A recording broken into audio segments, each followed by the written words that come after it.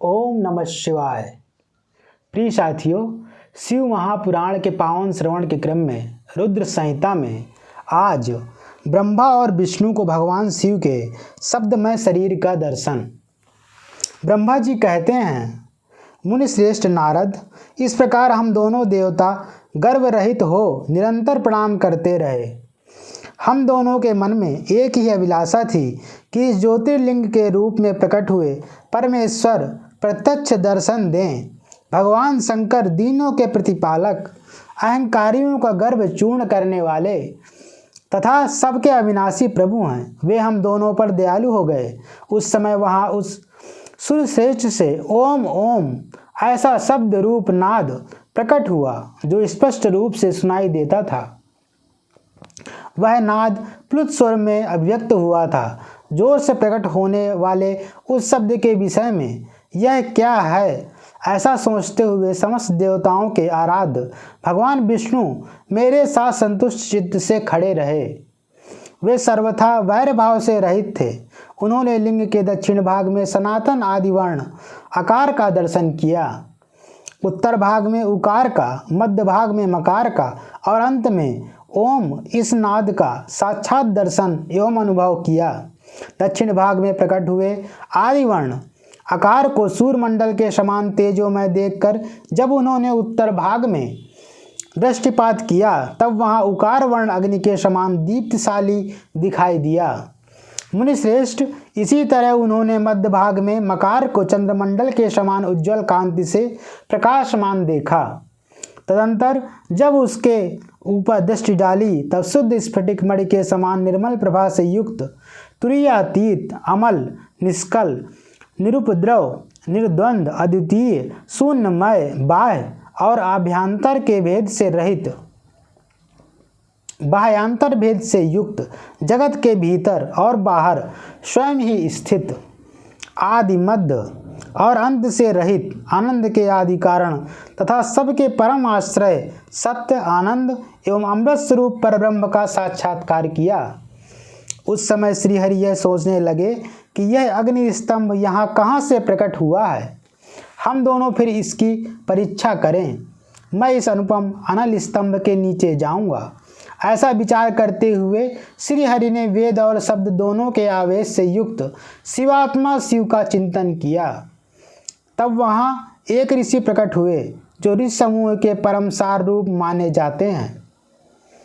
उन्हीं ऋषि के द्वारा परमेश्वर श्री विष्णु ने जाना कि इस शब्द ब्रह्ममय शरीर वाले परम लिंग के रूप में साक्षात परब्रह्म स्वरूप महादेव जी ही यहाँ प्रकट हुए हैं।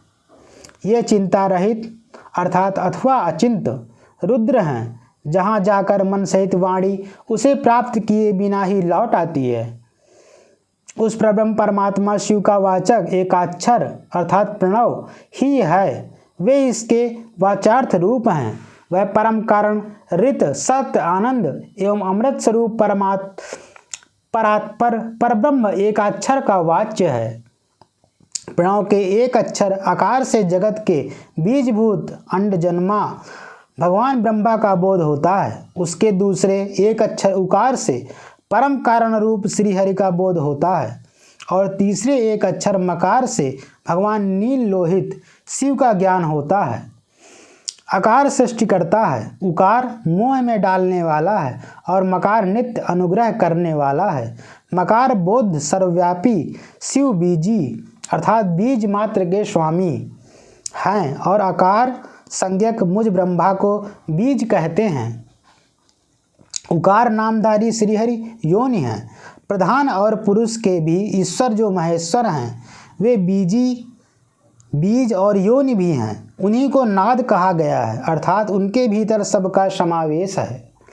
बीजी अपनी इच्छा से ही अपने बीज को अनेक रूपों में व्यक्त करके स्थित है। इन बीजी भगवान महेश्वर के लिंग से आकार रूप बीज प्रकट हुआ, जो उकार रूप योनि में स्थापित होकर सब ओर बढ़ने लगा। वह सुवर्णमय अंड के रूप में ही बताने योग्य था। उसका और कोई विशेष लक्षण नहीं लक्षित होता था।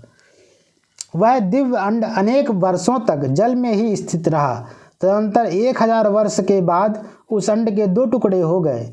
जल में स्थित हुआ वह अंड अजन्मा ब्रह्मा जी की उत्पत्ति का स्थान था और साक्षात महेश्वर के आघात से ही फूटकर 2 भागों में बट गया था। उस अवस्था में उसका ऊपर स्थित हुआ स्वर्णमय कपाल बड़ी शोभा पाने लगा। वही द्विलोक के रूप में प्रकट हुआ तथा जो उसका दूसरा नीचे वाला कपाल था वही यह 5 लक्षणों से युक्त पृथ्वी है। उस अंड से चतुर्भुज ब्रह्मा उत्पन्न हुए, जिनकी का संज्ञा है। वे समस्त लोकों के सृष्टा हैं। इस प्रकार वे भगवान महेश्वर ही आ, उ और माँ इस त्रिविध रूपों में वर्णित हुए हैं। इसी अभिप्राय से उन ज्योतिर्लिंग स्वरूप सदाशिव ने ओम ओम ऐसा कहा। यह बात यजुर्वेद के श्रेष्ठ मंत्र कहते हैं। यजुर्वेद के श्रेष्ठ मंत्रों का यह कथन सुनकर ऋचाओं और साम मंत्रों ने भी हमसे आदरपूर्वक कहा, हे हरे, हे ब्रह्मन, यह बात ऐसी ही है। इस तरह देवेश्वर शिव को जानकर श्रीहरि ने शक्ति संभूत मंत्रों द्वारा उत्तम एवं महान अभ्युदय से शोभित होने वाले उन महेश्वर देव का स्तवन किया। इसी बीच में मेरे साथ विश्वपालक भगवान विष्णु ने एक और भी अद्भुत एवं सुंदर रूप देखा। वह रूप 5 मुखों और 10 भुजाओं से अलंकृत था। उसकी कांति कर्पूर के समान गौर थी। वह नाना प्रकार की छटाओं से छविमान और भांति भांति के आभूषणों से विभूषित था। उस परम उदार महापराक्रमी और महापुरुष के लक्षणों से संपन्न अत्यंत उत्कृष्ट रूप का दर्शन करके मैं और श्रीहरि दोनों कृतार्थ हो गए। तत्पश्चात परमेश्वर भगवान महेश प्रसन्न हो अपने दिव्य शब्दमय रूप को प्रकट करके हंसते हुए खड़े हो गए। आकार उनका मस्तक और आकार ललाट है। इकार दाहिना और इकार बायां नेत्र है। उकार को उनका दाहिना और उकार को बायां कान बताया जाता है। ऋकार उन परमेश्वर का दायां कपोल है और ऋकार बायां। ली और री ये उनकी नासिका के दोनों छिद्र हैं। एकार उन सर्वव्यापी प्रभु का ऊपरी ओष्ठ है और एकार अधर। ओकार और औकार ये दोनों क्रमशः उनकी ऊपर और नीचे की 2 दंत पंक्तियां हैं। अंग और आहा उन देवादिदेव शूलधारी शिव के दोनों तालु हैं। का आदि 5 अक्षर उनके दाहिने 5 हाथ हैं और चा आदि 5 अक्षर बाएं 5 हाथ।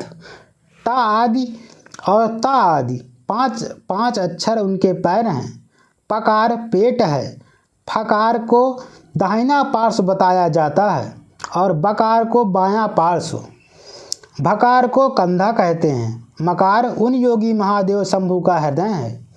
या से लेकर सा तक 7 अक्षर सर्वव्यापी शिव के शब्द में शरीर की 7 भुजाएं हैं। 7 धातुएं हैं। हकार उनकी नाभि है और छकार को मेंढ्र अर्थात मुतेंद्री कहा गया है। इस प्रकार निर्गुण एवं गुण स्वरूप परमात्मा के शब्दमय रूप को भगवती उमा के साथ देखकर मैं और श्रीहरि दोनों कृतार्थ हो गए। इस तरह शब्द ब्रह्ममय शरीरधारी महेश्वर शिव का दर्शन पाकर मेरे साथ श्रीहरि ने उन्हें प्रणाम किया और पुनः ऊपर की ओर देखा। उस समय उन्हें 5 कलाओं से युक्त ओमकार जनित मंत्र का साक्षात्कार हुआ। तत्पश्चात महादेव जी का ओम तत्त्वमसि यह महावाक्य दृष्टिगोचर हुआ, जो परम उत्तम मंत्र रूप हैं तथा शुद्ध स्फटिक के समान निर्मल हैं। फिर संपूर्ण धर्म और अर्थ का साधक तथा बुद्धि स्वरूप गायत्री नामक दूसरा महान मंत्र लक्षित हुआ, जिसमें 24 अक्षर हैं तथा जो चारों पुरुषार्थ रूपी फल देने वाला है। तत्पश्चात मृत्युंजय मंत्र, फिर पंचाक्षर मंत्र तथा दक्षिणा मूर्ति संज्ञक चिंतामणि मंत्र का साक्षात्कार हुआ। इस प्रकार 5 मंत्रों की उपलब्धि करके भगवान श्रीहरि उनका जप करने लगे। तदंतर ऋक, यजुः और साम ये जिनके रूप हैं, जो ईशों के मुकुट मणि ईशान हैं, जो पुरातन पुरुष हैं, जिनका हृदय अघोर अर्थात सौम्य है, जो हृदय को पी लगने वाले सर्वगुह्य सदाशिव हैं, जिनके चरण वाम परम सुंदर हैं, जो महान देवता हैं और महान सर्पराज को आभूषण के रूप में धारण करते हैं। जिनके सभी ओर पैर और सभी ओर नेत्र हैं, जो मुझे ब्रह्मा के भी अधिपति, कल्याणकारी तथा सृष्टि पालन एवं संहार करने वाले हैं, उन वरदायक सांब शिव को मेरे साथ भगवान विष्णु ने पी वचनों द्वारा संतुष्ट चित्त से स्तवन किया। इस प्रकार शिव महापुराण के अंतर्गत रुद्र संहिता का यह अध्याय पूर्ण हुआ। शिव महापुराण के पावन श्रवण से जुड़े रहने के लिए हमारे चैनल को सब्सक्राइब करें। ओम नमः शिवाय।